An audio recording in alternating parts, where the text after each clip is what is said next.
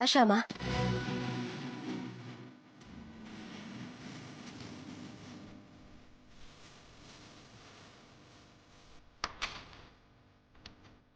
ఏంటిది లోపలికెళ్ళి తలుపేసింది? వీళ్ళ రహస్యాలేంటో వినాలి.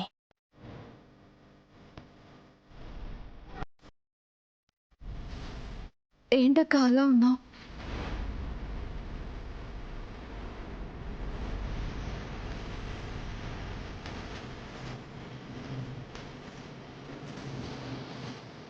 కళ్ళు ఎర్రగా ఉన్నాయేంటి? ఓ అదా, కంట్లో నలక పడితేను నలిపాను, అంతే.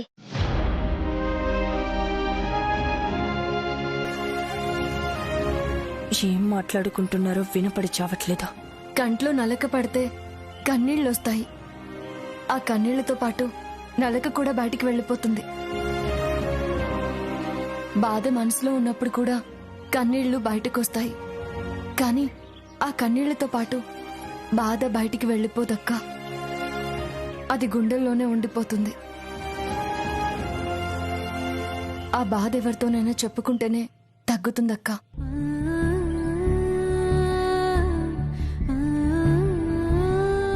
నాకు ఏ కష్టం వచ్చినా నిన్ను సొంత అక్కలా భావించి నా కష్టం నీతో చెప్పుకునేదాన్ని.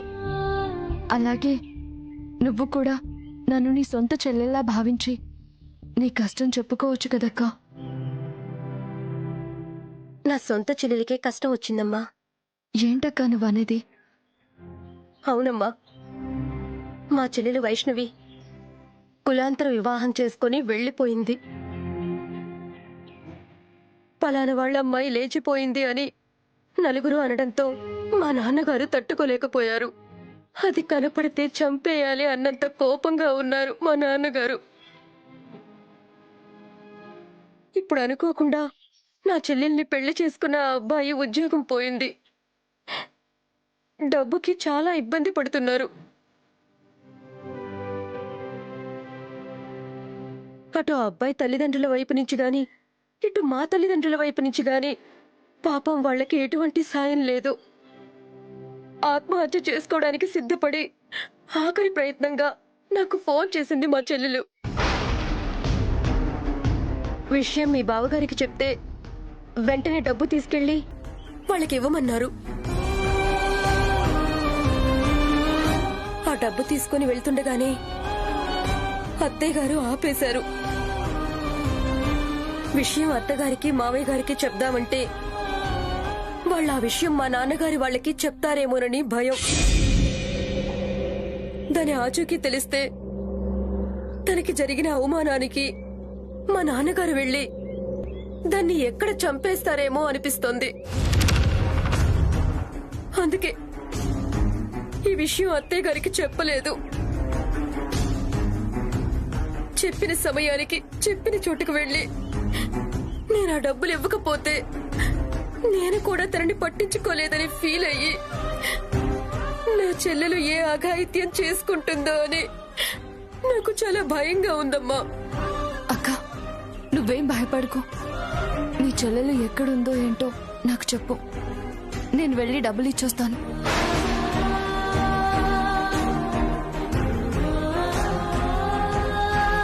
చెప్పక్క. వద్దులేమ్మా, అత్తయ్య గారు వాళ్ళకి తెలిస్తే. ఏం కాదక్క, అంతా ఆ కన్నయ్య చూసుకుంటాడు కదా. నేను వెళ్ళి ఇచ్చొస్తాను. నువ్వేం భయపడుకో. శ్యామ, ఈ విషయం ఎవరికి చెప్పకూడదు. మనిద్దరి మధ్య ఉండాలి. అలాగే అక్క, నేనెవరికి చెప్పను. ఒక్క ముక్క కూడా బయటికి వినపడకుండా వీళ్ళేం మాట్లాడుకుంటున్నారో, అసలేం జరుగుతుంది?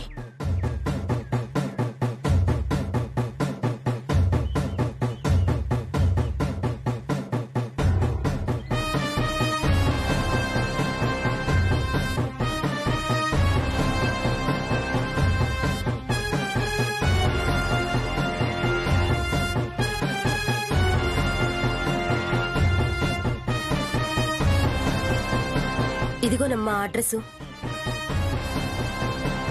అక్కడ నా చెల్లెలు వెయిట్ చేస్తూ ఉంటుంది. జాగ్రత్తగా వెళ్ళి ఈ డబ్బులివ్వు. ఇంకో గంటలో అక్కడికి వెళ్ళకపోతే తను ఎలాంటి నిర్ణయం అయినా తీసుకోవచ్చు. తొందరగా వెళ్ళమ్మా. అలాగే అక్క. ఎక్కుతుంది నిన్నే. సమాధానం చెప్పు. చెప్పవా? సమాధానం చెప్పవా? ఓకే, చెప్పొద్దు. చెప్పకుండా ఎంతసేపు ఉంటావో ఉండు. నిజం చెప్పే వరకు లోపలికి రాకుండా అక్కడే ఉండు.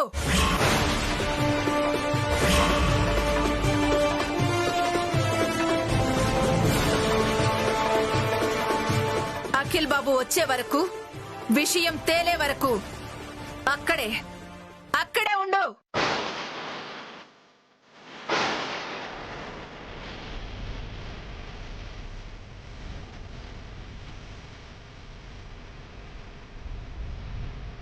పదండి.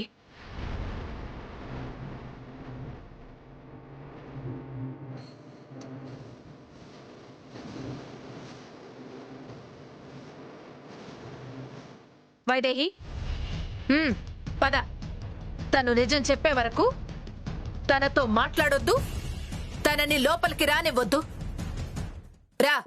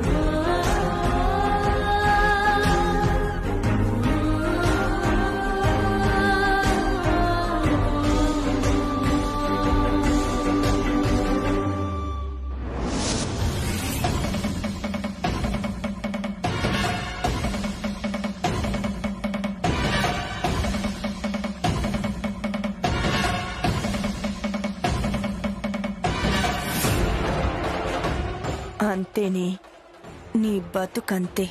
నువ్వు నీ తోటి కోడలు కలిసి చేసిన ఘనకార్యం నీ నోటితో నువ్వు చెప్పే వరకు నీ బతుకు అలా బయట నిలబడాల్సిందే.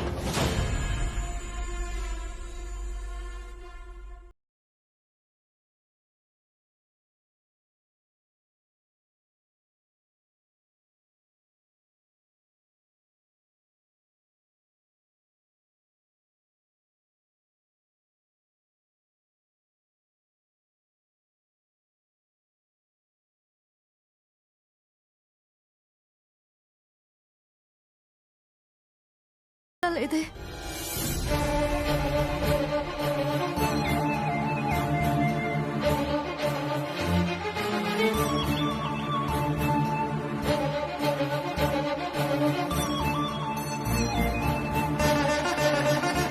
కాసేపట్లో సూర్యాస్తమయం అయ్యేలా ఉంది.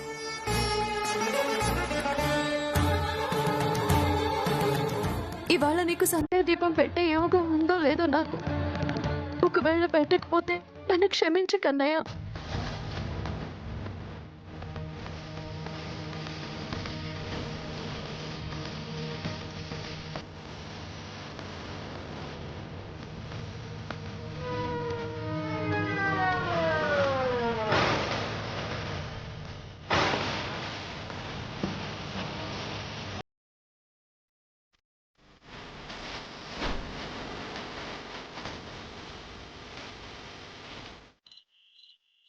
శ్యామా, ఏంటి ఇక్కడ నిలబడ్డావు?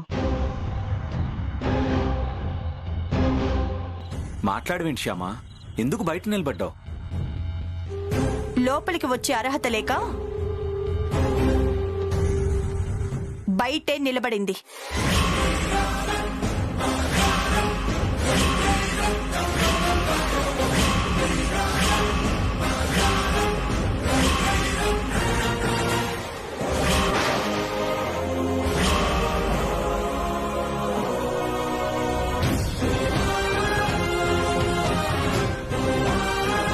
శ్యామాకి లోపలికొచ్చే అర్హత లేదని ఎవరన్నారు? నేననలేదు మావయ్య గారు, అత్తయ్య గారు అన్నారు. అత్తయ్య గారా?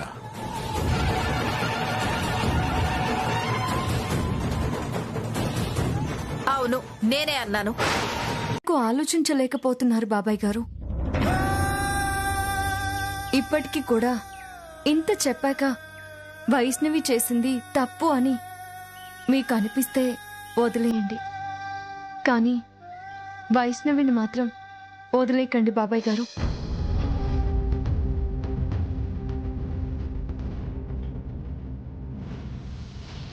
ప్రస్తుతం వైష్ణవి చాలా కష్టాల్లో ఉంది. కష్టాల్లోనా? అవును బాబాయ్ గారు.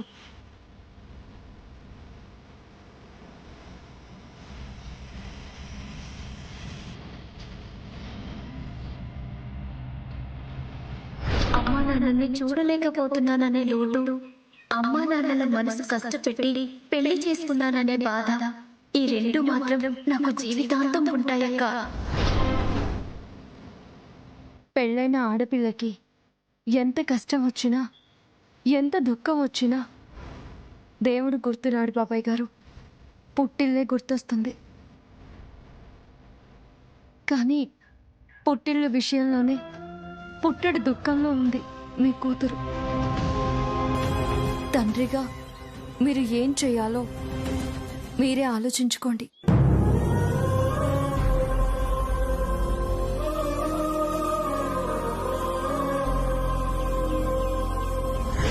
కుల మతాల ఊబిలో కూరుకుపోయి కూతుర్ని దూరం చేసుకున్న నన్ను ఆ ఊబిలోంచి పైకి లాగి నా కూతురికి దగ్గర చేసిందండి మీ శ్యామ. ఒక తండ్రిగా నేను చేసిన తప్పేంటో నాకు తెలిసేలా చేసి, తండ్రిగా నేను తలెత్తుకునేలా చేసిందండి మీ Shyama.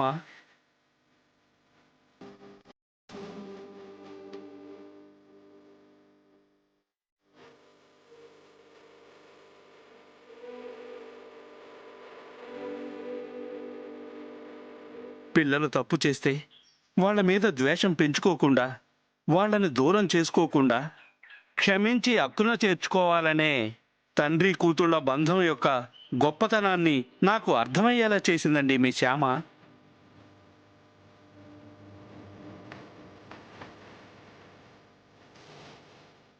Thank you Shyama, thank you very much.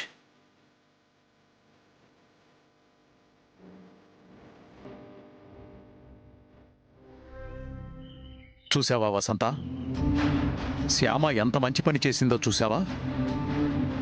తను చేసింది మంచి పనే అయినా ఆ తండ్రి కూతుళ్ళ పర్సనల్ విషయాలు మనకి తెలియనీయకుండా ఉండడం కోసం తను మాట పడుతూ దోషిలా ఎలా నిలబడిందో చూసావా?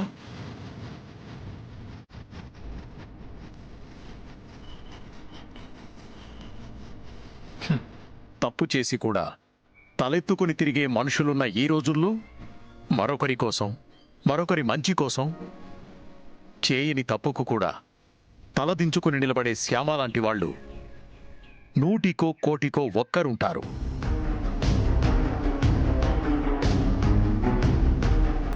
ఇప్పటికైనా అర్థమైందా? కాదని నేనన్నానా? కాకపోతే తను ఎక్కడికి వెళ్ళిందో, ఎందుకు వెళ్ళిందో చెప్పి వెళ్తే బావుండేది కదా. తను ఒక మంచి పని చేయటానికి వెళ్తున్నాను అంటే నేను కాదంటానా? నాకు చెప్పకుండా అలా చేసేసింది. అదే నా బాధ, అంతే. కొన్ని పనులు చెప్పి చేయాలి, మరికొన్ని పనులు చేశాక చెప్పాలి, ఇంకొన్ని చేసినా కూడా ఎప్పటికీ చెప్పకూడదు. అది ఆ పనిని బట్టి, ఆ పరిస్థితుల్ని బట్టి ఉంటుంది.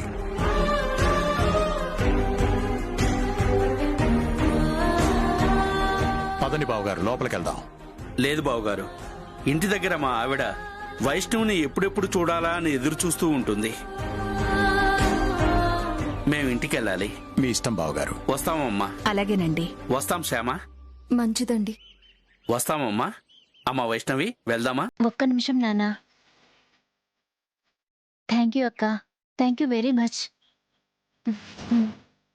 నీ రుణం ఎప్పటికీ తీర్చుకోలేనక్క.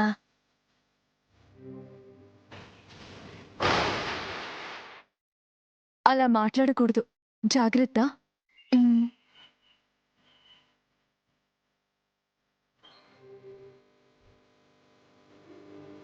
ఊరికే తీసుకోవడం ధర్మం కాదనిపిస్తుంది.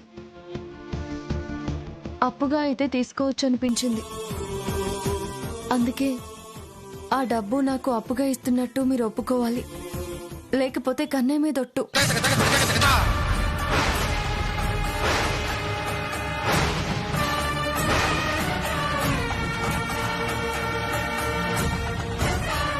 ఓకే, కన్నయ్య మీద ఒట్టేసావు కాబట్టి ఇంక నేనేం మాట్లాడను. ఆ డబ్బు నీకు అప్పుగానే ఇస్తున్నాను అనుకుంటాను. కానీ వెంటనే నువ్వు అప్పు తీర్చక్కర్లేదు. నీ కాళ్ళ మీద నువ్వు నిలబడ్డప్పుడు, నువ్వు సంపాదించినప్పుడు, నీ దగ్గర అంత డబ్బున్నప్పుడు ఆ అప్పు తీర్చిదుగానే. ఓకే?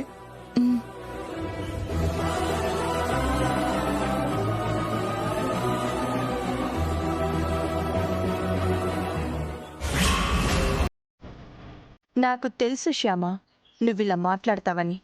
నువ్విలా మాట్లాడడం కోసమే నిన్ను అంతలా రెచ్చగొట్టాను.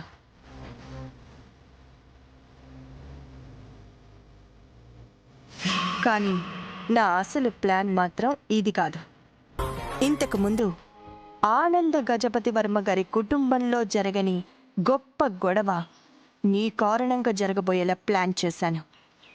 Wait and see.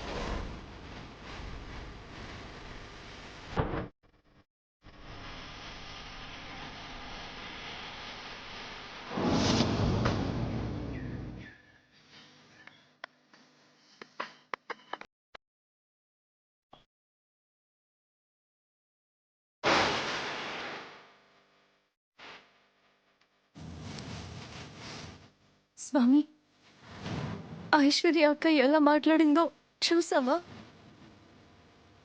వాళ్ళ సొమ్మేదో నేను దోచుకుంటున్నట్టు ఎంత దారుణంగా మాట్లాడిందో చూసావుగా. అందుకే ఆ డబ్బుని నేను అఖిల్ బాబు దగ్గర అప్పుగా తీసుకుంటున్నాను.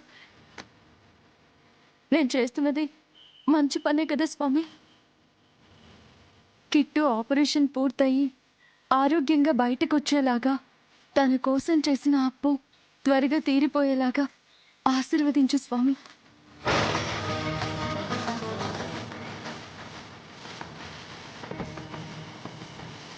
శ్యామా, ఆపరేషన్కి తీసుకెళ్తున్నారా? లేదు నాన్న, కాసేపట్లో తీసుకెళ్తారు. మీ తోడికోడలు ఎక్కడమ్మా? ఇంతకు ముందు వరకు ఇక్కడే ఉంది నాన్న.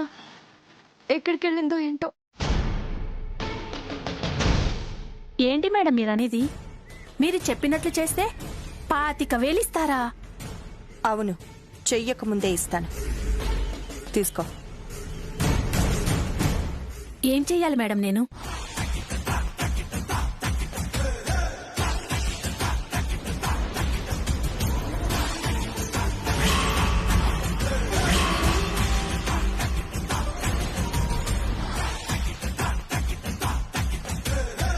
అది చేయాలి. ఓకే మేడం, మీరు చెప్పినట్టే చేస్తాను. ఓకే. Okay madam.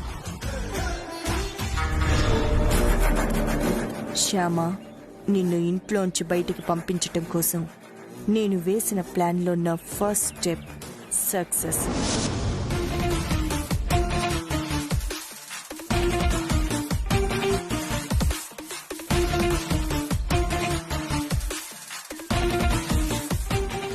సార్, హ? అమౌంట్ కట్టారా? లేదండి, మా అన్నయ్య ఇంకా రాలేదు. రాగానే కట్టేస్తాను. తొందరగా రమ్మనండి సార్. డబ్బు కట్టి ఆ రిసిప్ట్ ఇస్తే గానీ పేషెంట్ ని ఆపరేషన్ థియేటర్లోకి తీసుకెళ్లలేం.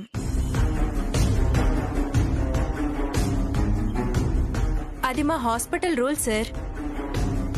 ప్రస్తుతం పేషెంట్ కి పెయిన్ తెలియకుండా టెంపరీగా ఇంజెక్షన్ ఇచ్చాం. వీలైనంత తొందరగా ఆపరేషన్ మొదలు పెట్టాలి. లేకపోతే పేషెంట్ ప్రాణాలకి ప్రమాదం సార్. ఎమర్జెన్సీ ఆపరేషన్ అప్పుడు ఇలా లేట్ చేయకూడదు సార్. తర్వాత ఏదైనా జరగరాంది జరిగితే అప్పుడు మమ్మల్నే అంటారు. లేదు సిస్టర్, ఒక 5 minutes లో అమౌంట్ కట్టి రిసిప్ట్ తెచ్చిస్తాను. వెంటనే ఆపరేషన్ మొదలు పెడదురు గాని. అలాగే సార్. ఏంటి అఖిల్ బాబు, బావగారు ఇంకా రాలేదా? లేదమ్మా, ఇంకా రాలేదు. ఫోన్ చేస్తున్నా కూడా కలవట్లేదు. ఇంకొకసారి ట్రై చేస్తాను.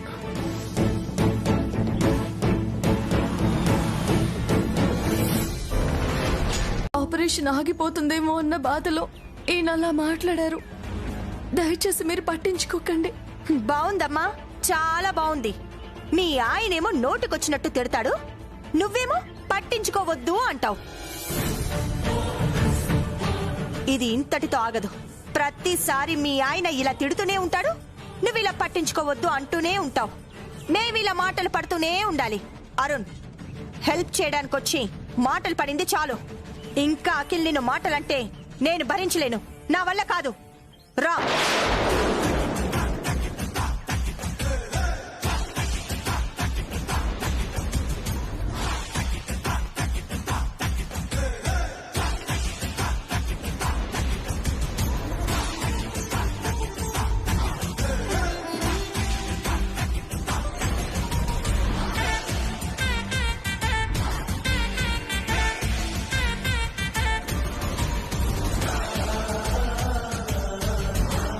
సార్, అమౌంట్ కట్టారా?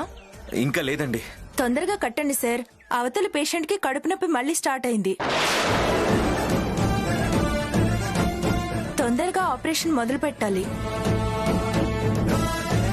నొప్పి ఎక్కువయ్యాక ఆపరేషన్ చేసినా ఉపయోగం ఉండకపోవచ్చు సార్. ఆలోచించుకోండి.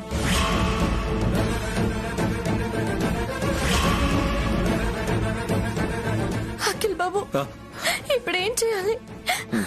నువ్వేం టెన్షన్ పడకు శ్యామ. నాకు తెలిసిన డాక్టర్ ఉన్నారు కదా, అతనితో మాట్లాడి ముందు ఆపరేషన్ మొదలు పెట్టిస్తారు. తర్వాత ఆఫీస్ నుంచి డబ్బు తెప్పించి కట్టేద్దాం.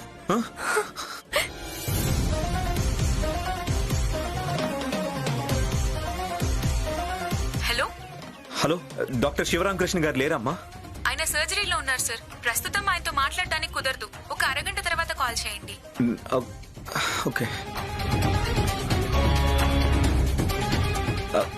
డాక్టర్ గారు ఏదో సర్జరీలో ఉన్నారట. అరగంట వరకు ఆయన్ని కాంటాక్ట్ చేయడం కుదరదు.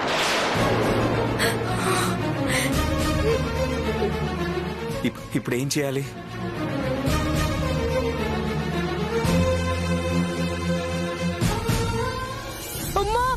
తగ్గిపోతుంది నాన్న, కొంచెం ఓర్చుకో. కాసేపట్లో ఆపరేషన్ చేస్తారు. తగ్గిపోతుంది. కాసేపట్లో ఆపరేషన్ చేస్తారు. కొద్దిసేపు ఏమండి, కిట్టు అండి, కిట్టు. తొందరగా ఆపరేషన్ చేయకపోతే చాలా ప్రమాదం సార్. ముందు మీరు వెళ్ళి డబ్బులు కట్టి రిసిప్ట్ తీసుకురండి సార్ తొందరగా. అలాగే తగ్గిపోతుంది. అల్లుడు గారు, కిట్టుకి కడుపు నొప్పి ఎక్కువైంది, తట్టుకోలేకపోతున్నాడు బాబు. తొందరగా ఆపరేషన్ కి తీసుకెళ్లాలి అంటున్నారు. ఇంకా మీ అన్నయ్య గారు రాలేదా? డబ్బులు కట్టలేదా? అదంతా నేను చూసుకుంటానండి. ఒక 5 minutes లో ఆపరేషన్ మొదలవుతుంది. మీరెళ్ళి కిట్టు దగ్గర ఉండండి. అలాగే బాబు, అలాగే. Excuse me. Yes sir. మా పేషెంట్ కి అర్జెంట్ గా ఆపరేషన్ చేయాలన్నారండి. యాక్చువల్ గా అమౌంట్ రెడీ చేసుకున్నాం, బట్ దారిలో మిస్ అయిపోయింది. ఒక్క అరగంటలో మళ్ళీ తెప్పించేసి అమౌంట్ కట్టేస్తానండి. ఆపరేషన్ చేయకపోతే చాలా ప్రమాదం అంటున్నారు. ముందు ఆపరేషన్ మొదలు పెట్టిస్తారా ప్లీజ్? సారీ సార్, డబ్బులు కట్టాకే ఆపరేషన్ మొదలు పెడతారు. అది మా hospital rule. Rule is rule, rule for all.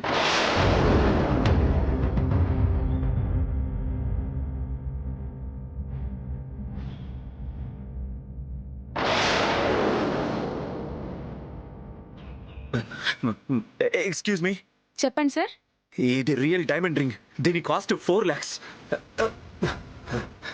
This is my car కి. This cost around 10 lakhs. మేము ఆపరేషన్ కట్టాల్సిన డబ్బుకి ఇది కూడా సరిపోతుంటే క్షమ చేయండి. ఆగండి సార్.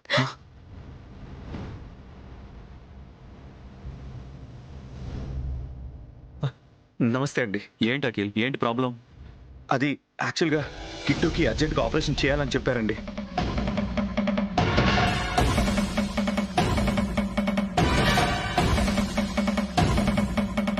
ఏంటి అఖిల్ ఇది? సెక్యూరిటీ కింద ఇవన్నీ పెట్టడం ఏంటి? ఏం అవసరం లేదు, తీసుకోండి. చూడమ్మా, ఇతను మాకు బాగా తెలిసినవాడు. డబ్బు ముట్టినట్టుగా రిసిప్ట్ ఇచ్చి పంపించు. ఆపరేషన్ మొదలు పెడదాం. తర్వాత అమౌంట్ కడతారులే, ఓకేనా? ఓకే సార్, రిసిప్ట్ రెడీ చేస్తాను. Thank you. అంటే ఈమె తనకి హెల్ప్ చేసిందనమాట.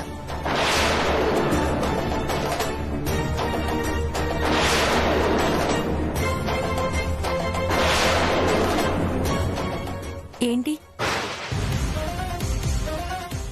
దొరికింది. దొరకలేదు, స్విచ్ ఆఫ్ అని వస్తుంది. దొరికిన వాళ్ళు ఫోన్ ఆఫ్ చేస్తారు, ఆన్లో పెట్టుకుంటారా ఏంటి? మన సొమ్ము గట్టిదైతే ఖచ్చితంగా అది మన దగ్గరికే వస్తుందండి. వస్తానండి. ఓకే.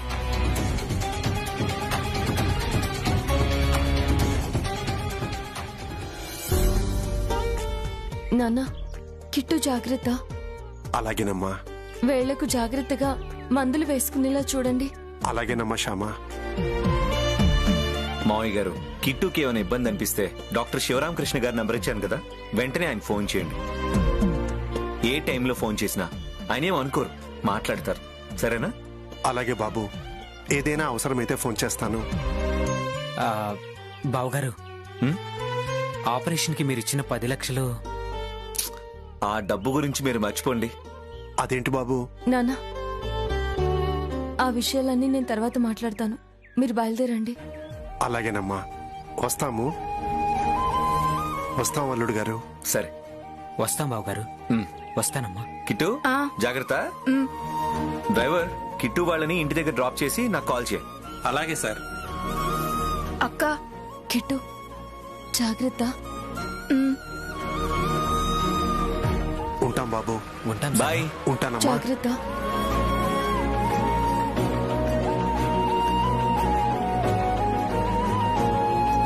శ్యామా, ఇంకా కిట్టు హెల్త్ గురించి నువ్వేం టెన్షన్ పడక్కర్లేదు. పద.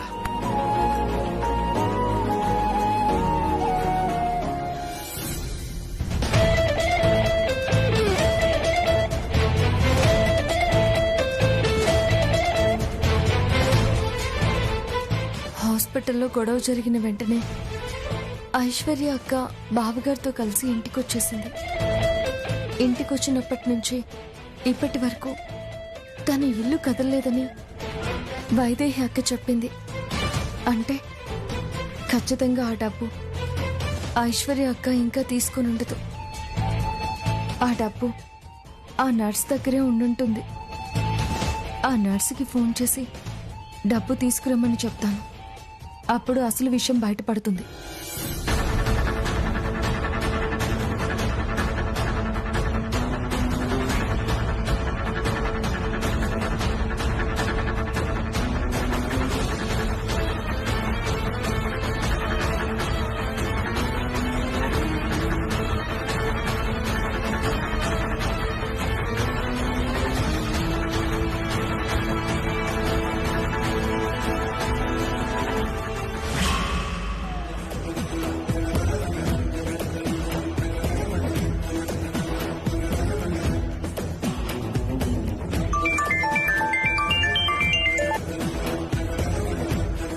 Hello madam. ఎక్కడున్నావు? హాస్పిటల్లో ఉన్నాను మేడం. డబ్బు ఎక్కడుంది? నా దగ్గరే ఉంది మేడం. అయితే వెంటనే ఆ డబ్బు తీసుకుని మా ఇంటికి వచ్చాయి. అలాగే మేడం. అడ్రస్ చెప్తారా?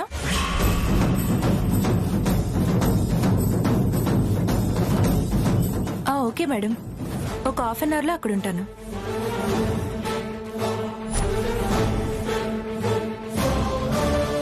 నేను అనుకున్నది నిజమే. ఆ డబ్బు ఆ నర్స్ దగ్గరే ఉంది.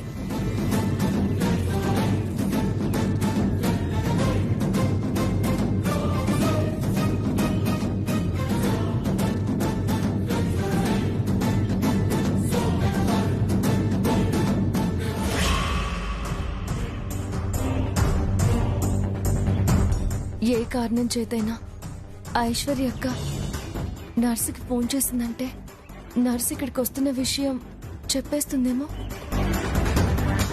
ఆ విషయం అక్కకి తెలియకూడదు. అంటే అక్క ఫోన్లో నర్స్ నంబర్ ఉండకూడదు.